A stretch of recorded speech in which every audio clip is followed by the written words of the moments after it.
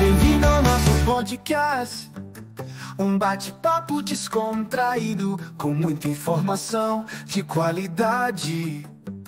Esse é nosso podcast, Pode Conta Mais Café. Oi pessoal, tudo bem com vocês? Estamos aqui mais uma vez no Pode Conta Mais Café da Triotécnica. Dessa vez estamos aqui com o Josimar, né? Ele é sócio-diretor da Triotécnica, tributarista, e eu vou dar a palavra a ele para ele poder se apresentar para a gente. Eu sou o Wellington Oliveira, eu sou contador e vou ser o host desse bate-papo contábil aqui que a gente vai ter. Antes de tudo, antes de apresentar o Josimar, vou pedir para você que está começando a ver esse vídeo, já deixe seu like, vai lá no comentário, comente Contador 10. A gente vai interagir com vocês e no final do vídeo, comente sua pergunta, tire sua dúvida sobre o tema desse vídeo que a gente vai estar falando, tá? Vou passar a palavra para o Josimar. Se apresente, Josimar, para a gente. Bom dia, boa tarde ou boa noite. Não importa a hora que você está vendo esse podcast, se estiver ao vivo. Então deixa aí, pode falar mal da roupa também, não tem problema. A gente vai interagir do mesmo jeito. Hoje o jogo vai ser um pouquinho diferente. Tem uma seleção de perguntas ali. Pinga-fogo, né? Igual antigamente. Vamos embora, vamos para a fogueira que já tem estrada para queimar. Os calos já são bastante longos, né? De longa jornada. Então, sem mais delongas, toca a bola e manda a pergunta. Então, já que você já iniciou, né, falando, aqui vai ser um pinga-fogo. Vou fazer as perguntas bem capciosas e o Josimar vai ficar na incumbência de respondê-las pra gente. Rapidinho, não pode demorar. Então vamos lá, Josimar. Primeira pergunta de tudo, né? Ao longo dessa estrada aí, qual é o erro mais comum de se encontrar em balanço de pequenas empresas? Esse erro, você estava conversando comigo ali fora e eu fiquei pensando. Ele fez a pergunta antes, essa é a primeira pergunta. Então, o erro mais comum é o erro de contabilidade imaginária. O cara imagina que manda o extrato para o contador imagina que recebe o extrato e ele faz aquela contabilidade que tira do além, da cabeça do além túmulo, sei lá de onde ele tira, e aí acaba... Você pega o balanço, ele está com contas invertidas, você vê que aquela empresa não tem aquele nível, às vezes a receita tem um nível de recebimento muito superior à receita. Então, por exemplo, o cara está com 3 anos de recebimento, clientes a receber. Então, ele tem lá um faturamento de 300 mil por mês e está lá com 1 milhão para receber. É quase impossível uma empresa rodar todo esse tempo. Então, são os erros mais absurdos. Mas é muito comum isso, um excesso de recebimento de a receber, ou seja, nunca deu baixa no extrato, sim, nunca deu baixa em lugar nenhum, e a empresa está com essa contabilidade imaginária muito bem constituída. Muito obrigado. Ou um saldo de fornecedor altíssimo também, né? Saldo de fornecedor que nunca baixou, caixa que nunca existiu, e são os erros Vamos lá, vamos para a próxima. Qual é o imposto que mais assusta o empresário? Aquele que quando ele recebe a guia, ele fala assim, nossa, o que é isso aqui? Acho que o imposto que mais assusta o empresário é o INSS, o imposto da folha. É um encargo, o imposto do faturamento, ele pode até, já sabe que existe, mas o da folha, ele não vê sentido algum. Na minha percepção, para mim, o imposto mais assombroso é do INSS. Não faz sentido você pagar 500 mil de folha e depois ter o mesmo valor para pagar para alguém que não trabalhou ali. Essa é a grande verdade. O Estado é o grande glutão do negócio e ele pega sobre a folha algo que ele não produziu nada. Então, o dinheiro deixa de ir para o funcionário para ir para alguém que não tem um retorno muito significativo.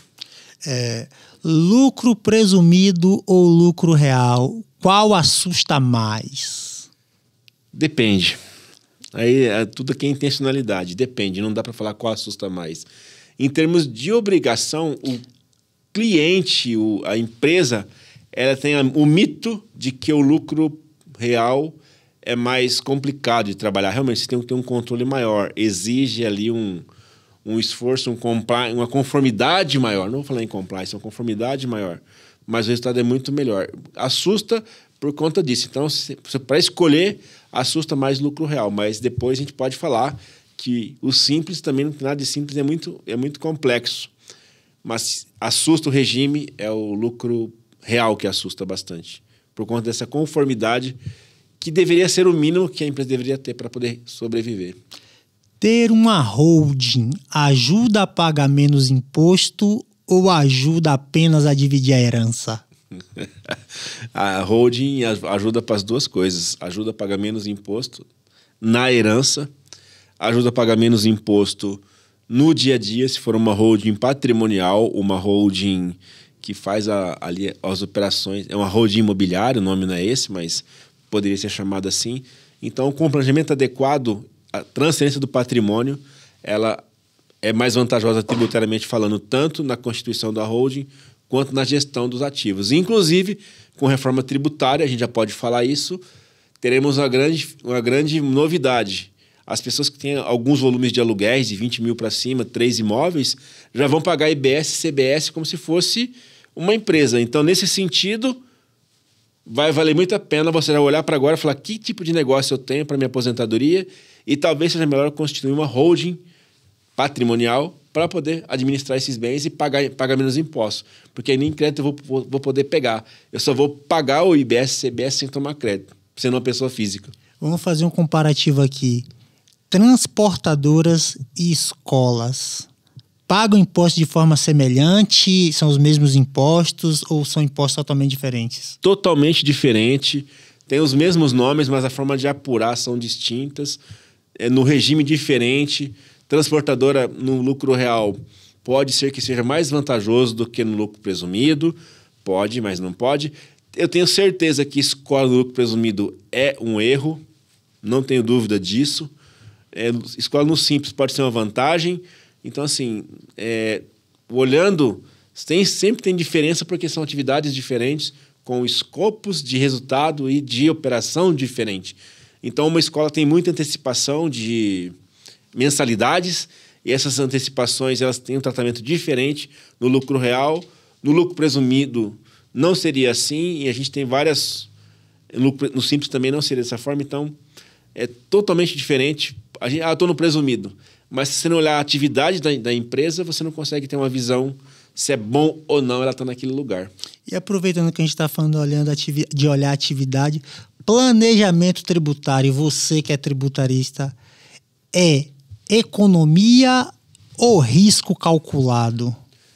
Planejamento tributário é economia. O risco calculado ele só existe quando você faz algo que ainda está em decisão ou alguma coisa, porque a legislação ela é muito transparente nesse sentido. Então, você consegue fazer... Qual é o risco? Eu tomar um crédito que, de repente, ele não está convalidado ainda pela norma, pela jurisprudência. Mas, de forma geral, o planejamento tributário, ele sempre é economia. Risco é muito baixo. Qual é o tributo mais difícil de entender que a gente tem hoje no país? Olha, depois virão outros piores, mas o pessoal fala do simples, mas o simples para mim, é o mais complicado de você entender e explicar, porque ele tem uma série de coisas e ele varia. É curioso, o simples não é simples, o simples é super complicado. O imposto normalmente é débito ou crédito. Aí você pode falar assim, eu tenho que pegar posso pegar de A ou de B. Na pessoa física, por exemplo, eu pago a escola, mas a escola tem um limite. Eu pago a saúde tem um limite para poder deduzir da declaração.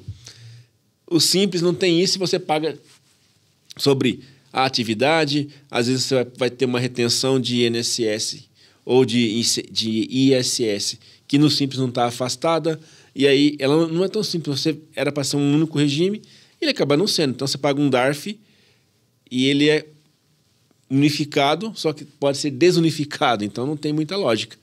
Então, ele é para mim, o simples ele é o mais complexo nesse sentido, de fazer o entender. É só uma guia?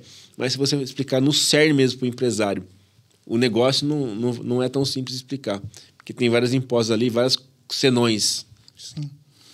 Então, vamos lá. Apuração mensal ou trimestral? Qual dá mais fôlego no caixa das empresas? É uma pergunta complicada essa, hein? Perdão. A apuração trimestral ela pode ser vantajosa para fluxo de caixa, porque você posterga. Em atividades mais periódicas, assim, você consegue mensurar isso. Mas ela tem uma desvantagem, a apuração trimestral.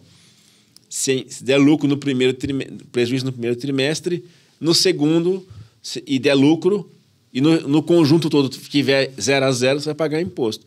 Então, para mim, faz mais sentido a apuração mensal. Regime de caixa ou de competência? Regime de caixa sempre. Se puder aplicar o regime de caixa para qualquer atividade, no lucro presumido, no simples, e em algumas atividades, no lucro real também, isso é possível, atividade imobiliária, ou mesmo os contratos de longo prazo da Lei 9.618, artigo 7º, se puder utilizar esse benefício, sempre vai ser o caixa. Eu nunca vou desembolsar nada antes do acontecimento da entrada do dinheiro na empresa. Então, é muito melhor. Custo fixo ou variável? O que mais preocupa o empresário, na sua opinião? O fixo, quando não vende. E o variável, quando está vendendo bastante. Não dá para falar, isso eu vou ficar no meio do caminho. A gente pensando aqui agora em... Vamos falar um pouquinho de produtor rural, né? Uhum. Ganho de capital em imóveis rurais é vilão ou oportunidade? Ganho de capital para produtor rural, ele, na verdade, é uma oportunidade. Lá atrás, ele deixou de pagar o imposto e jogou algumas coisas como custeio. Se você for falar da propriedade, aí se você tiver a intenção de vender essa propriedade, você vai conseguir economizar se planejar direitinho. E se fizer, primeiramente, o ITR está aí, começa em agosto, já dá uma olhada nisso, né? Porque se você for colocar o seu imóvel numa holding e tudo mais, faça a validação desse negócio para você não ter problema. Mas ele sempre vai ser vilão porque é imposto, né? Mas imposto nunca vai ser oportunidade. Conta pra gente, nessa estrada aí de contabilidade ao longo desses mais de 20 anos que você tem, qual foi a pergunta Sendo bonzinho, hein? mais esquisita que você já recebeu de um cliente seu? Eu não vou falar o nome, mas eu lembro da pessoa. Eu lembro até da pessoa. Eu vou restituir quanto? Aí eu olhei para ele, mas você não tem rendimento tributável, você não entrega... Ele já chegou querendo dinheiro de volta. Querendo dinheiro de volta, mas o que ele pagou? Ele não pagou nada. Eu vou restituir quanto? Eu olhei para ele assim, eu falei, não estou entendendo, seu rendimento todo isento, não tem restituição. Vamos pensar aqui nos pequenos, né? Quem está começando seu negócio. Vale a pena um MEI transformar a empresa dele de fato, que já é um pequeno negócio, em em aumentar, em expandir a empresa e fazer ela crescer como sociedade empresária? Vale. O MEI, ele sempre é um embrião, né? Ali, ninguém abre uma empresa pensando só, ou não deveria ser treinado para isso. Eu penso que o cara antes, isso é uma opinião minha, tá? A pessoa antes de abrir um MEI deveria ter ali pelo menos 1 hora com princípios básicos de legislação, organização, para ter um benefício de ser o MEI. E, de repente, ali, cada 30, 40 dias, fazer um cursinho para olhar para o negócio como de fato fosse um negócio. Então, o MEI foi dado um benefício fiscal, digamos assim, por mais uma questão social, e não foi dado uma contrapartida de exigência de aprendizado, de empreendedorismo. Então, o Estado não está muito preocupado com isso. Ele está mais preocupado com o dinheiro que o MEI começou a pagar. O MEI ele sempre tem que olhar para o negócio dele como se fosse algo próspero, sonhar e organizar para isso. Então, a organização sempre é importante. O MEI deve procurar isso. Senão, vai ser sempre uma pejotização precária do trabalho, né? Josimar, eu estou te dando o poder da caneta. Você tem o poder da caneta em sua mão e você pode extinguir, com a sua assinatura, vai deixar de existir desse momento em diante no país. Qualquer imposto. Qual imposto você extinguiria do cenário tributário brasileiro? O poder agora está na sua mão. o que você quiser que deixe de existir, qual você faria deixar de existir nesse exato momento? O imposto mais injusto, do ponto de vista pessoal, é o imposto de renda. O imposto de renda, com toda certeza? É. Eu ia falar de IPI, mas o IPI, enfim, tem aí transformações, o IPI vai sumir. Mas o imposto de renda ele é muito danoso porque ele tributa todos e de uma forma injusta, e não adianta falar que vai ter justiça, porque justiça tributária é uma falácia, não existe justiça tributária. Sempre vai ser o final que vai pagar da cadeia, eu e você enquanto pessoa física, então isso é uma falácia, falar que é a justiça tributária. Quando você fala de imposto de renda, ele tributa quem ganha R$ 2.900, quem ganha R$ 1 milhão, e o problema do imposto de renda é que ele pega na fonte. Então, você teve o seu trabalho tributado por um valor, eu acho que é um absurdo. Você foi tributado no consumo, você trabalhou, você se esforçou para ter aquilo. 30 dias, vamos falar, a pessoa trabalha 30 dias, ela vai comprar os produtos que ela precisa de bens básicos, alimentação, saúde, escola, paga imposto.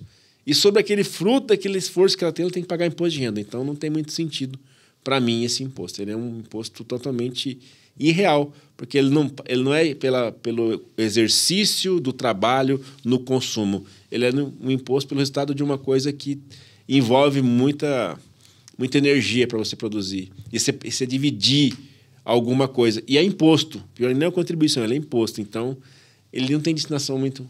É como o Estado quer fazer, né? Então, como o Estado quer. Para mim, imposto de renda é o imposto mais pernicioso do ponto de vista geral. Inclusive, se a gente tivesse com a tabela atualizada, estaríamos perto de R$ 10 mil.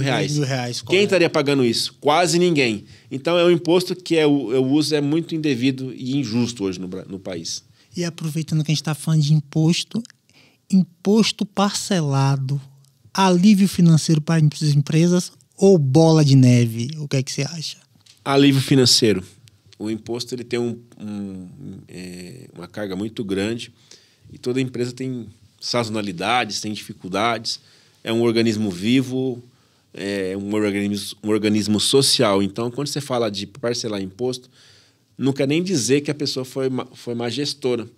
É que, às vezes, por exemplo, no apagão, na pandemia, e isso são situações para todos, mas tem situações individuais. Eu tinha um contrato, o fornecedor, meu cliente, cancelou, suspendeu por algum motivo, e aí você está lá com um faturamento de 10 milhões mês e cai para 3. Como é que você sobrevive com relação a isso?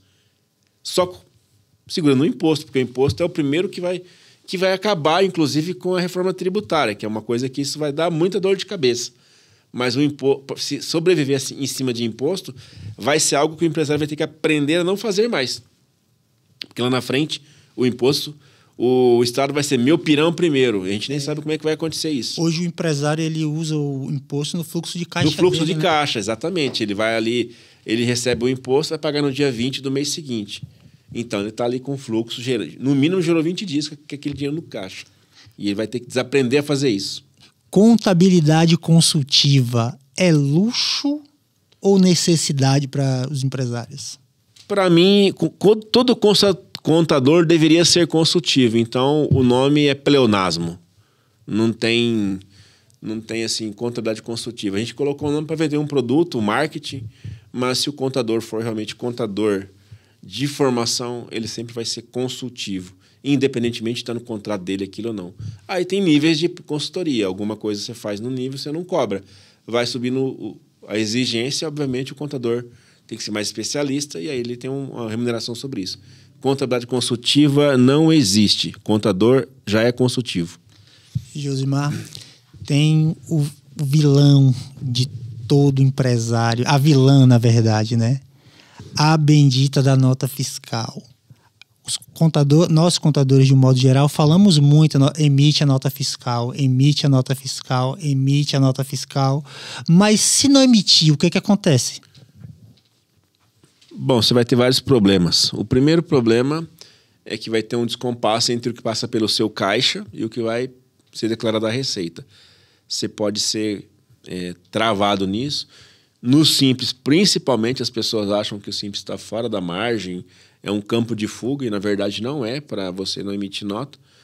Emitir nota é algo básico que o empresário tem que fazer, toda empresa tem que fazer, e se não emitir vai arcar com consequências danosas. Pode escapar a margem pelo volume de documento, de volume de movimentação, mas um dia pode chegar uma surpresa desagradável. Então, se você é uma pessoa mais preocupada com isso, não emitiu nota, não tem comprovação de origem de dinheiro, como é que aumenta o patrimônio, como é que aumenta... Então, tem toda uma consequência drástica sobre isso, né? Se você não cumprir a regra. O sistema tributário brasileiro é bem complexo, né? E o lucro real é o pesadelo de muitos empresários, porque parece ser algo bem mais complicado, requer diversas coisas. Se aparentemente é esse bicho-papão, porque tem empresários que não querem saber de outro regime tributário, apenas do lucro real. Bom, primeira coisa, o lucro real complicado, ele é mito. Toda empresa nasce lucro real. Aí depois que ela opta por um regime. Existe aí um processo da Receita Federal que, em tese, é até inconstitucional e ilegal, porque vai obrigar você a optar por um regime em que, na hora da abertura, e você tem uma oportunidade, você tem um delay de tempo ali, exceto o Simples Nacional, para você falar se vai ser lucro presumido ou lucro real. Você fazer a opção logo de nascença já é determinar o destino de alguém que, de repente, nasceu com uma ideia e, no meio do caminho, eu estou desenvolvendo um projeto e eu faço outra coisa. Acontece muito isso.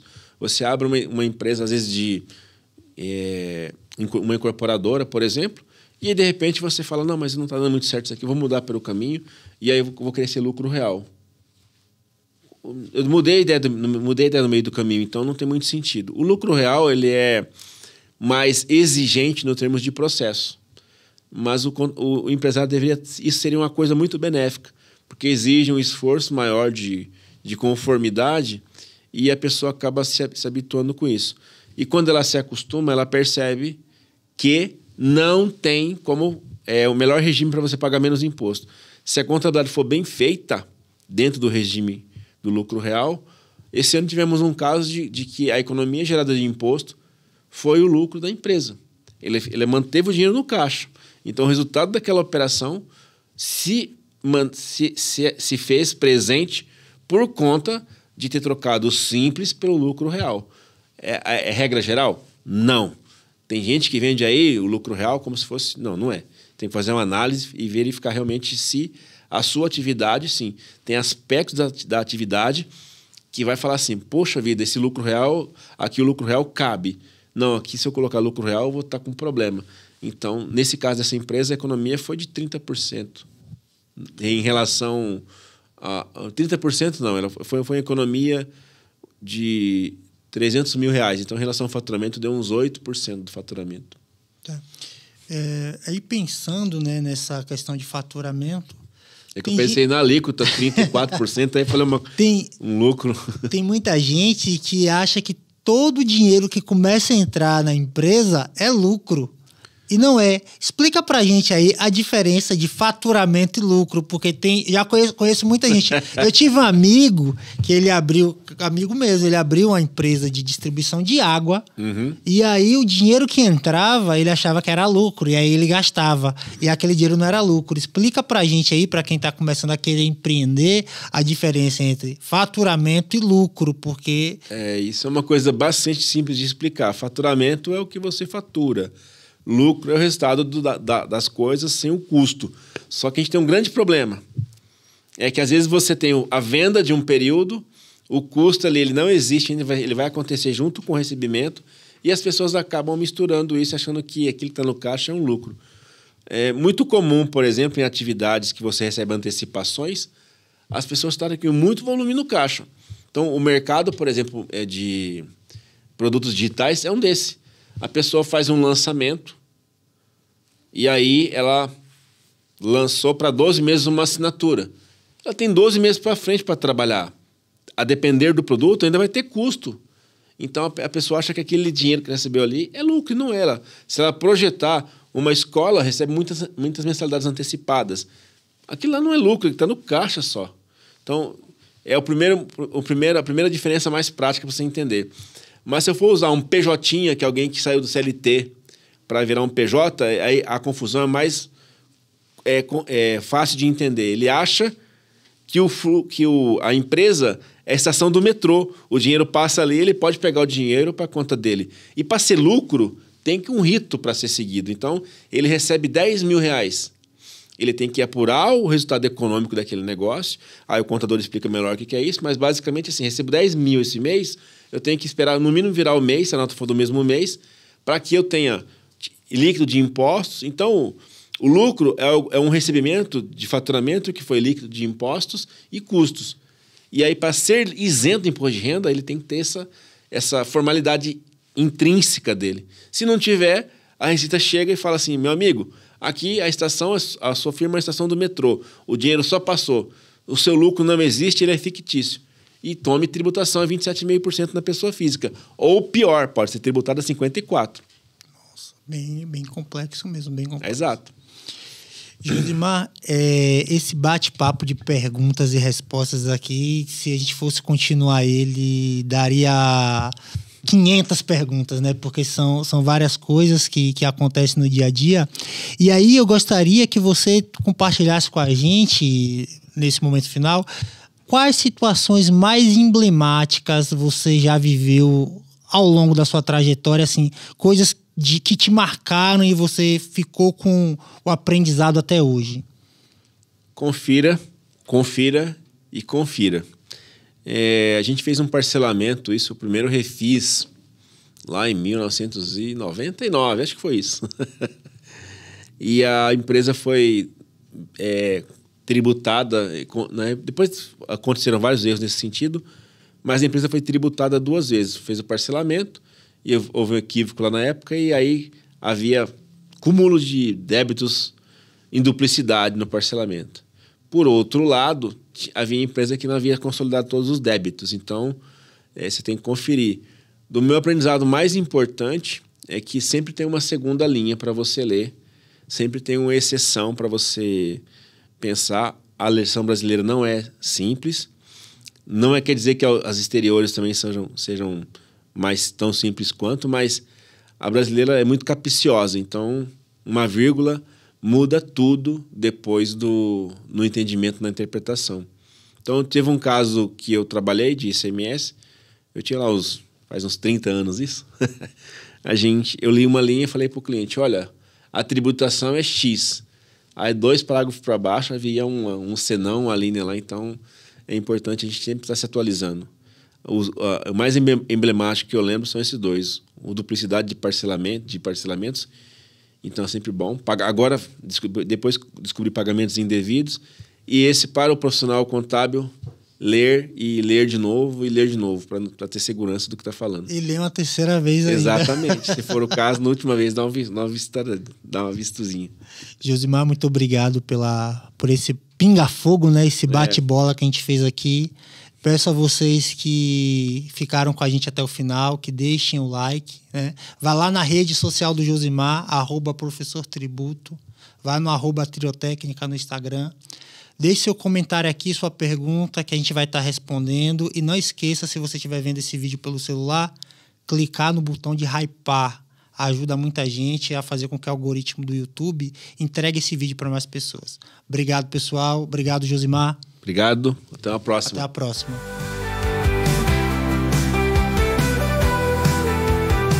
Seja bem-vindo ao nosso podcast. Um bate-papo descontraído, com muita informação de qualidade.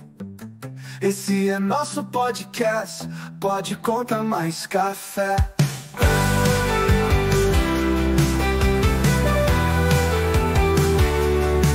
Pode Conta Mais Café.